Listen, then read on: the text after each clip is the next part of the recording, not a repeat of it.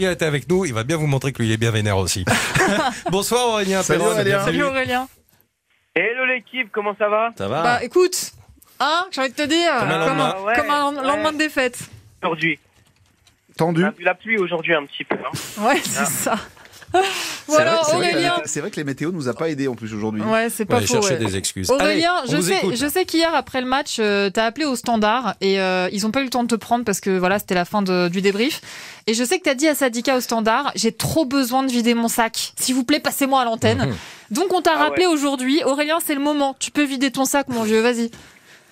Bah déjà, merci de m'avoir rappelé et puis d'avoir compté sur moi pour mon passage aujourd'hui. Avec plaisir.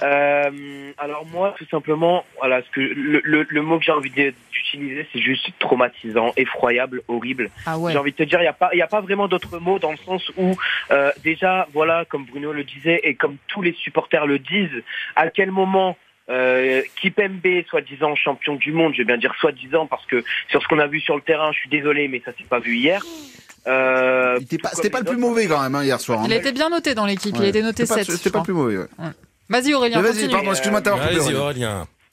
Dans la Somme, il Du habite coup, Aurélien, voilà, d'ailleurs. ça s'est pas spécialement vu qu'ils étaient champions du monde, déjà Ouais. de une premièrement.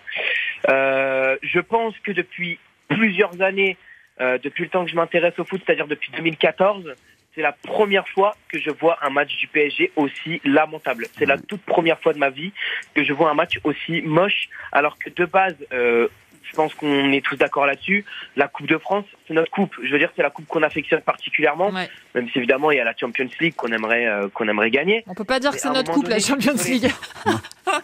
Non mais parce que moi j'ai des supporters qui m'ont dit quoi? Ils m'ont dit oui mais de toute façon si on a perdu si on a perdu machin, c'est parce que Paris veut se préserver pour la Champions League. Mais moi je suis pas d'accord. On va Alors, donner la attends, parole à intéressant, Bruno. Aurélien. Bruno, Salomon Est-ce voulait réagir. il faut quand même rappeler que si on avait gagné ce match contre Nice, on aurait eu à jouer un classico contre Marseille le 9 février, donc 6 jours avant le match contre le Real. Est-ce que vous pensez, Bruno, que c'est possible que les joueurs inconsciemment aient eu envie de perdre ce match? Non, c'est pas possible. Ok. Je ne veux pas y croire. Après, peut-être que ça s'est passé, mais je ne veux Honnêtement, pas y je me croire. suis posé la question au début du match. La vraie problématique, c'est que le Paris Saint-Germain, c'est simplement n'a pas préparé cette rencontre face à Nice. Mais on avait 10 jours pour la préparer. Mais en fait, là, c'est même pas ça. C'est tactiquement, c'est que tu as joué pareil au mois de décembre face à Nice, le 0-0. C'est le même match. C'est la même punition, la même purge. C'est 0-0 à 2 fois.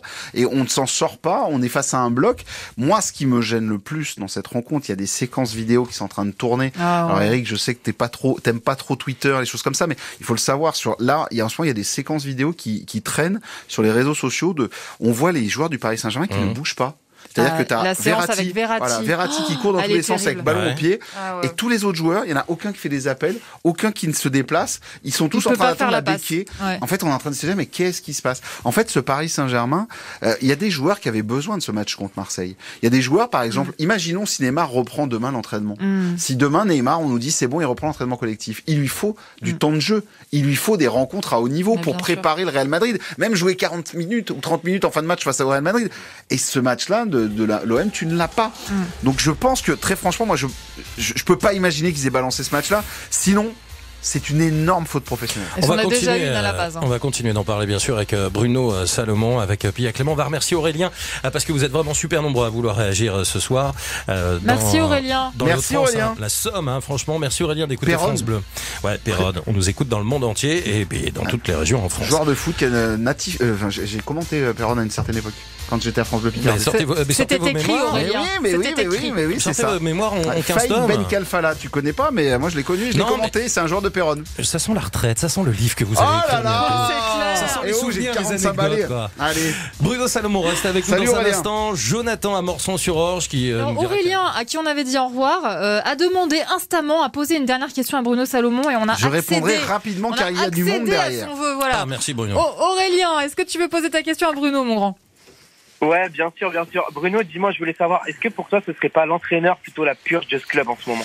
Le problème, c'est que l'entraîneur est, je pense très franchement qu'il a lâché la rampe et il laisse un peu ce groupe en mode automatique.